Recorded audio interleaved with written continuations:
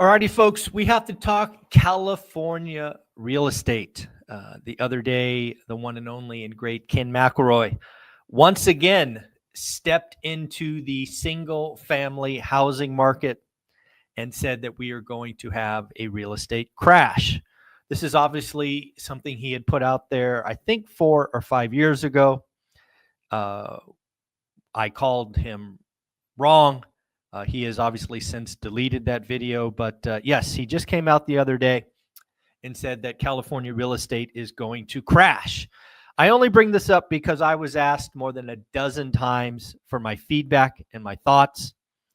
So I listened to the broadcast. I have my thoughts. It's also interesting to think that Adrian Hernandez and I, man, what was that, 3 weeks ago? We talked about what could crash California real estate. And I think one of the first things we said was a fire, which is just horrible to make that call and then to have this happen. It's like, damn it, Zuber, why the hell did you put that out in the universe? So shame on me. Shame on me. But now let's talk about what Ken is saying. Ken is saying that we are going to have a Southern California real estate crash. And I think we need to break apart a couple of things because I don't think it is that simple and I don't think it is that quick. So let's break down what I see happening in the short term. Let's break down where there will be real pain / real opportunity. And let's talk about how far things might collapse. So I think in the short term, and let's call the short term 90 days, maybe 4 months. Let's call it 3 to 4 months. In the short term, we are very, very likely to see home prices actually go up. Now, how can that be? Well, it's actually pretty simple.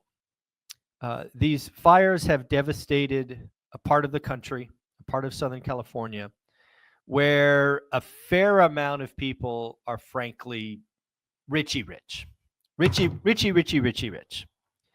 And when you have that kind of scratch or capital and you choose to continue to live there and you want your kids to have some semblance of normalcy, you are going to go out and buy a move-in ready home. Pretty much price agnostic. I mean, really thinking about it, giving low supply. So I would expect in the next 3 to 4 months, prices in Southern California to go up because there's an unlocking of price insensitive demand. So that's going to happen in the short term. Now, if you go out longer and you say a year, I think we're going to start to see a couple of things. I think the number of people underinsured in Southern California are going to be shocking. I read some material about a fire in Colorado called the Marshall Fires. I have no history on the Marshall Fires. Frankly, I didn't even know there was a fire called the Marshall Fires. However, I went in and read some data that after the fire, kind of after the dust settled, about 83% of the folks insured in Colorado's Marshall Fire were actually underinsured. And while 83% is shockingly high, it would not shock me to see that Southern California real estate in this area is even worse, right? We have seen 50% increase in labor, materials, and we are likely going to see more of that as we have, I think the last number I saw, 12,000 structures destroyed in counting, unfortunately. So I think we're going to see a lot of people underinsured. So what does that mean? Well, we're going to talk with Steadily later today and really talk about this. But again, as somebody who has unfortunately had fires, if you're underinsured and your payout is to the maximum, you really got a problem. You've really got a problem, especially if you have a mortgage. Because I don't know if you guys know this. This is something Ken didn't know, right? Because Ken has multifamily. Ken talked about losing 150 units in Hurricane Ike in Houston. So that's where his experience is.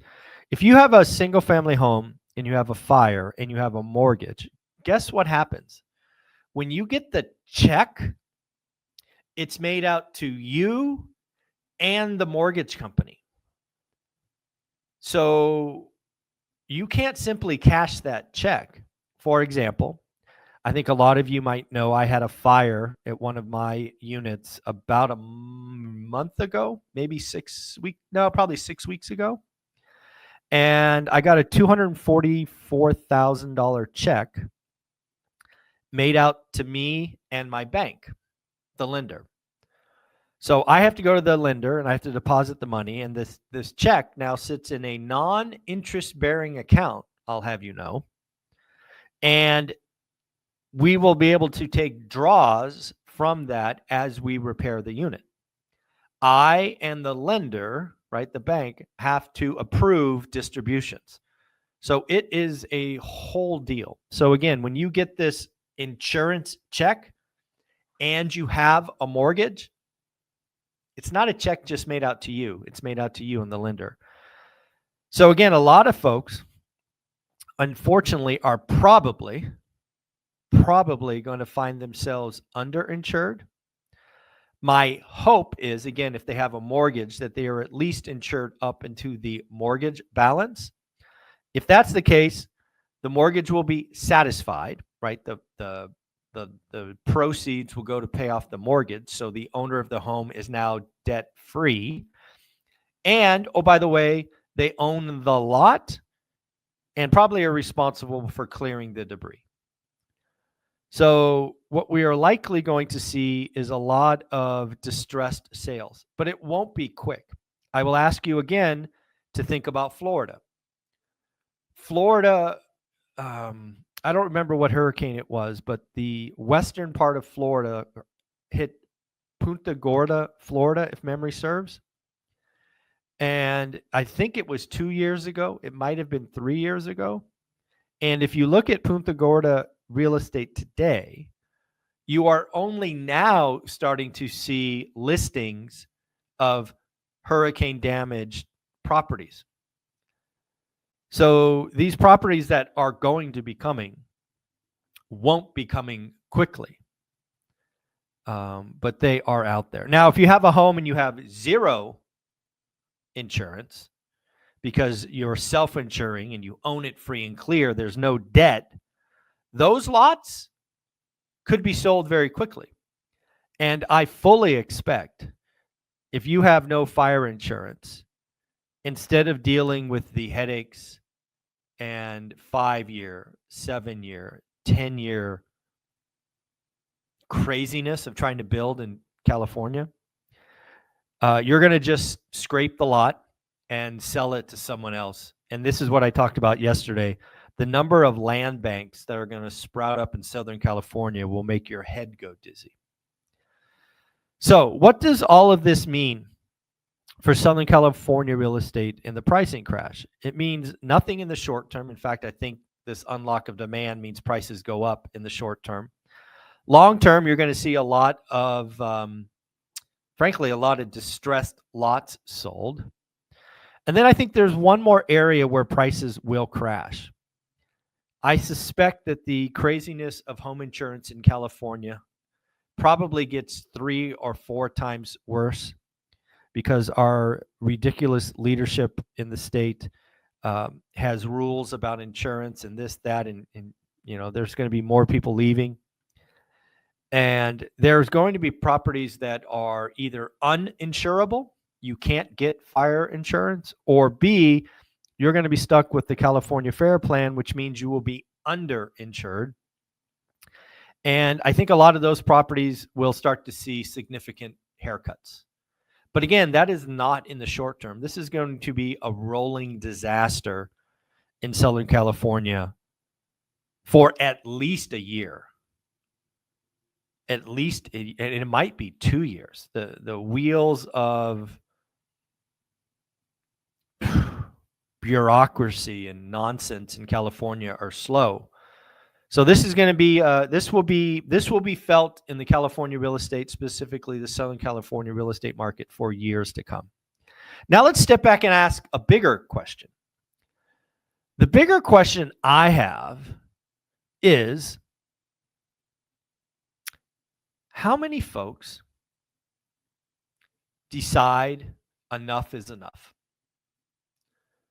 For how many folks was the nonsense of California building, and this is just the final straw that says, I am out of this crazy place? When you go back, and if you go back and watch that Adrian Hernandez video, and I talk about California real estate crashing because of fires, I told a story about my experience in, I think it was 89, when we had that Loma Prieta earthquake, 7.1, took down a bridge. It was nasty. We saw about a 6-month, maybe 9-month window where there was clearly an exodus. People were afraid of earthquakes, right? We hadn't had a nasty one in a long time. This one shook a lot of people, and they have, recency bias, and they're like, the big one come, a bigger one's coming. And a lot of people left. So I wonder how many people from Southern California, and it's going to be the rich, right? Wealth moves quick. Wealth moves quick. So I wonder how many folks are going to be leaving. And, if you go from 0 to 100, it's not 0, and it's obviously not 100%, but it's some non-zero number. Is it above 10? Certainly would be my guess. Is it above 25? Now you're getting, I don't know, but it could be that high. And then if you step forward one more domino, if the Southern California market proves to get more expensive and bidding wars and all of that, I wonder how many rich people go, you know what? We're moving. We're going to go live somewhere else. Maybe it's a second home that they already have, or they're like, hey, we're going to deal with rebuilding these homes, but we got to get our kids into a school and this, that, the other. So I wonder where they will go. I think it will be interesting in a month when we go back and look at Realtor.com or Zillow searches, right? I think the closest market to this region would be Las Vegas. You could also probably think of Scottsdale or Phoenix. You probably could go as far as Austin in Texas. I don't know if people go from the California, fire situation to Florida in the hurricanes. I think that might be a step too far. But these are the questions I'm starting to ask. So if you're a real estate agent in Austin or Phoenix or Vegas, let me know if your phones are starting to ring, and let me know what you're thinking. So again, that's what I think. So I don't see a short-term crash in California real estate. In fact, I think it's the complete opposite, and prices will go up because of this demand. So that's my thoughts on Ken's video. So many of you asked, so I listened and we moved forward. Let's get into PPI. We've got our first of 3 inflation readings. Tomorrow we get the big one, CPI. PPI headline. Let's go through the numbers. It was 3% last month. It was expected to go all the way up to 3.5. Kind of good news, bad news. Good news is it came in below 3.5. It came in at 3.3, but it's still up month on month, right? The trend of inflation going higher is still here.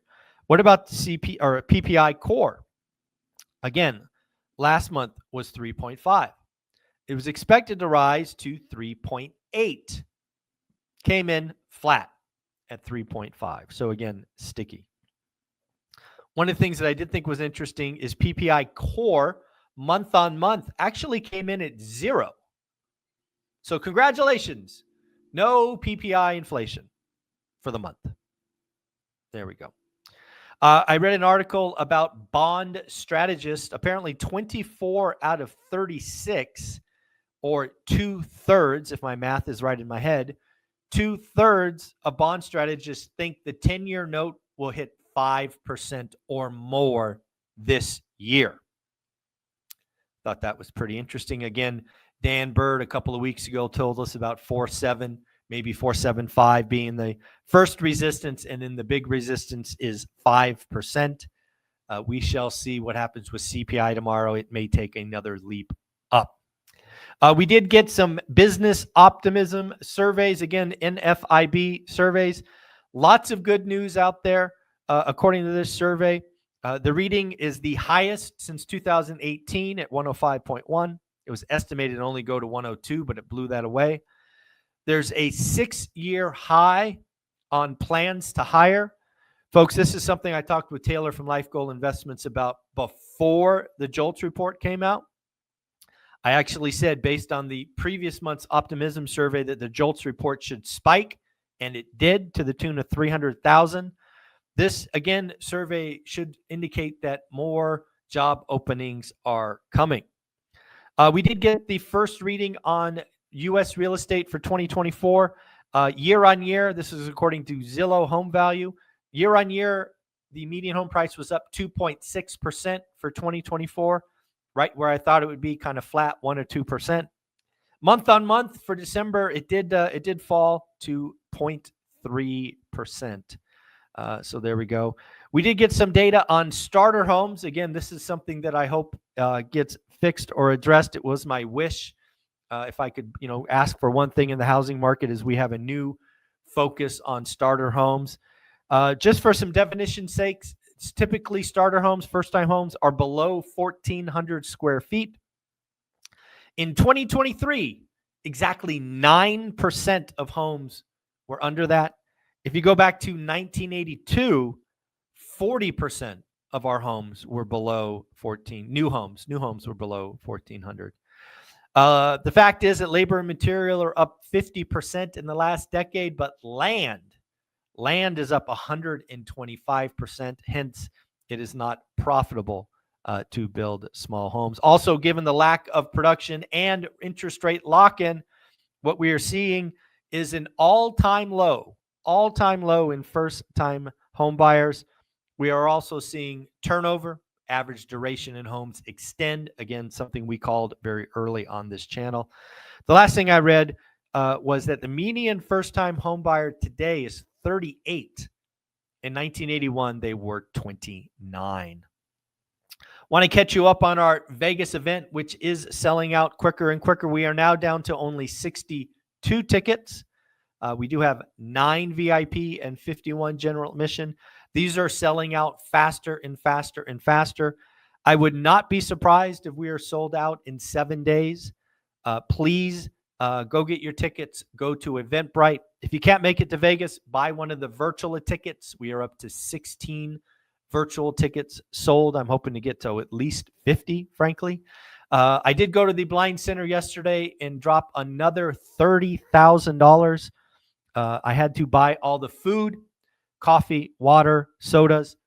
$30,000 I wrote a check for yesterday to pay for the event. So money is going out for sure. Running events it's not for profit, that's for sure. So again, you will be fed, made the choices. I think we're doing taco bar, day 1 lunch. I forget what dinner was. And then day 2 is hamburgers and hot dogs, I think. Again, feeding everybody, general admission VIP, doing cupcakes and desserts and whatnot for dinner to celebrate the event. So I do have one question. Anybody that's already bought a ticket, would you like to bring your kid? I'm thinking about giving away 10 tickets to kind of like teenagers. If you have a teenager that would be obviously well behaved, that you think would be good to have at the event, reach out to me on IG or my website. Get a hold of me. Let me know that you'd love to bring them, and I will give teenagers, I don't know, I'm thinking like 13 to 18, a free ticket. If you have a younger child, maybe 8, 9, 10, and you think they're going to be well behaved, because it will be your responsibility, let me know. Let's see. I'd love to give 10 tickets away to kids. I have a particular hope for helping the next generation. So reach out to me. Let's try to make that happen. We'll close out with this. Mike Simonson is giving the weekly update on real estate activity. Inventory was down slightly week on week. Again, early in the year, a lot of noisy data. Let's see what happens next week. Mike does expect inventory to go up. 24% more homes than last year. That is a good sign. It is down 19% from 2018, so we still have room to make up. 45,000 new listings. That is up 12% year on year, where we have 41,000 new contracts. That's actually down 3%. So what's going on? Well, it's pretty simple. 7% interest rates bad, 6% interest rates good. We should see inventory grow. We should say days on market grow. We should see more motivated sellers. Now, what does this mean for you? Well, nothing has changed. Know your market, write disrespectful offers, follow up. The longer that rates stay above 7%, the better it is for all of us. Trust me, there are motivated sellers out there. You have to write lots of offers. You have to follow up. You have to do the work. But this is the time for you to go. Why don't we do one more thing? I just saw it. KB Homes. KB Homes. Home builders, folks. Home builders should be crushed in this environment if you listen to the doomers. Well, as I've said repeatedly, if you are an entry-level home builder, which most people would think KB Homes is, and you manage your business correctly, you can do quite well. Again, I've told you that I believe in 2025, there are only two winners. There are investors like us who do the work, and there are home builders who will produce entry-level housing, eat margin, and sell a lot of homes. Why would you buy an existing home when you can get a lower rate and lower payment on a new property? You won't. People are not stupid. In fact, I bought a new home because the payment is lower. It's just how it works.